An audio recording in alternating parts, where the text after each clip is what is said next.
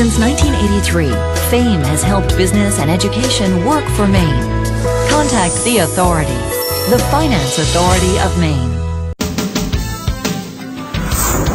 You're watching Mainebiz Sunday, Maine's business news source. We're back at the Maine Human Resources Convention at the Samoset Resort. You know, during a recession, it's common for a company to cut back on employee benefits and perks, the employee retention programs in HR speak. But our guest today would argue that would be a mistake. With us today, we have David Pease, president of the Maine chapter of the Society of Human Resources Management, and Peter Burke, president of the Best Companies Group, which releases an annual list of best places to work in Maine. Welcome, gentlemen. Thank you. Thank you for being here. Thanks, Alan. This is great. I mean, what a great conference. I mean, it's very lively. Lots of folks here, so I'm really enjoying it. I want to start with you, Peter. I want to learn a little bit more about the Best Places to Work program, how that works, how companies are selected, and really what's a key characteristic of a company that's selected as Best Places to Work. Okay, we'll dive right in there. The Best Places to Work concept is really an initiative that was started by the SHRM Maine State Council 5 years ago, and it was an effort to identify and recognize outstanding employers.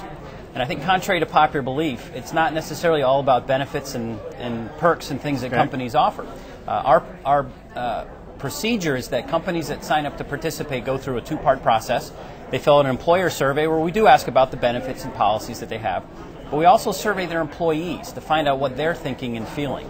And the majority of the evaluation is based upon what the employees are thinking and feeling. Confidential surveys? I did a confidential survey, and our philosophy is if you want to know if it's a great place to work, ask the employees and find out if they love going to work every day. So once we're through that process of the survey, we do the analysis and come up with the companies that are good enough to make the list. Okay. So what is a key quality that you look for? Oh, I think there's several. We look for organizations that I think do a good job in letting their employees know where they fit in the organization, what their role is, looking at the employees' opinions about their supervisors and the relationships they have with their supervisors. We look at things like work environment, two-way communication, is there transparency, follow through. It's all about the employee's impression about their employer, and those are some of the things that we look for. I'm interested, how much do employers value being selected? Is it important to them to be called Best Places to Work in Maine? How does that impact the way that they can work with employees and with the public?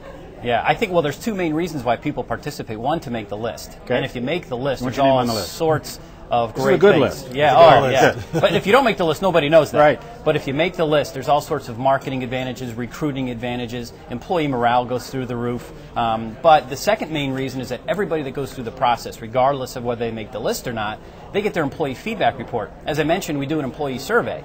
We gather up that information, we summarize it, we put it in a neat folder, and we give it back to you so that you can compare your results with the best of the best in Maine. So it's making the list is great, but also getting that feedback report is a main reason why people do it also. Good. David, I wanted to move to you just to get a general sense of how human resources managers are really managing right now in this environment. But first of all, I want to talk about this conference.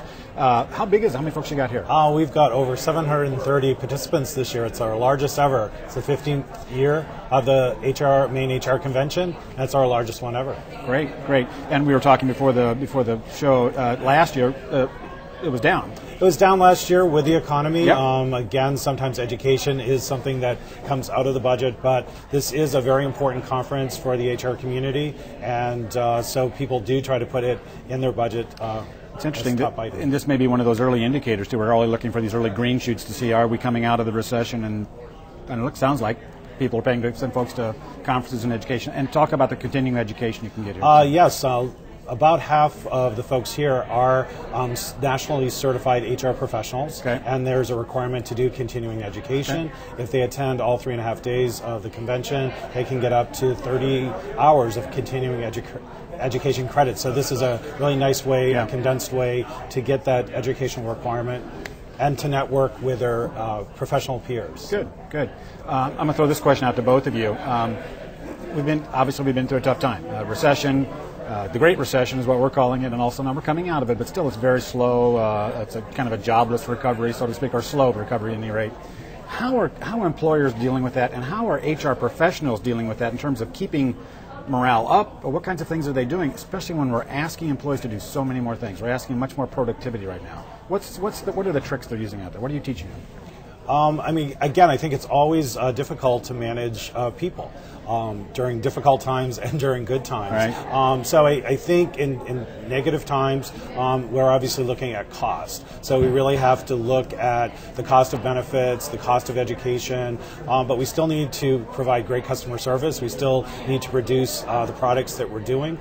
So I think by really having a strong mission statement that everyone can get behind, where people are working in a common goal, that I think can always help you. You also need to just be planning. The staffing levels of all organizations is something that human resource professionals take very, very serious. Yeah. So you have to really look about growth and make sure you're not growing too quickly to only let people go later down the road. So I think good planning is a key to being successful during down economic times. Sounds like, too, is saying that you got to go back to your kind of roots and that mission critical stuff and really focus on mission. Is that what your company's doing? I think so, and I think people often ask about how the economic times have maybe helped or hurted best places to work programs. And in fact, what we saw is that if you were a great place to work going into the recession, you had a much better shot at sort of surviving it. The employees were willing to do more because they wanted to, not because they had to. And that was all because the employer prior to the recession did all of the right things in creating an environment where they loved to come to work and they felt connected to their employer.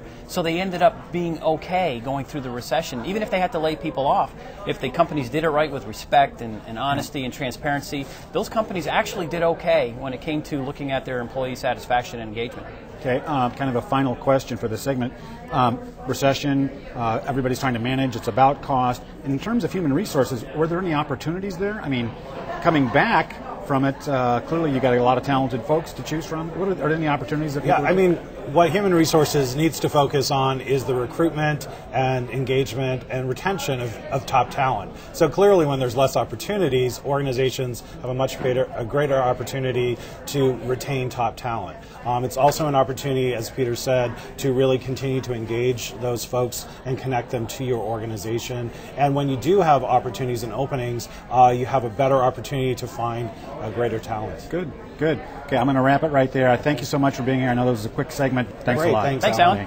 Stay with us. We'll be right back with representatives from some of last year's best places to work in Maine. Stay tuned. Mainebiz Sunday is brought to you by Bangor Savings Bank, where you can enjoy free ATMs worldwide.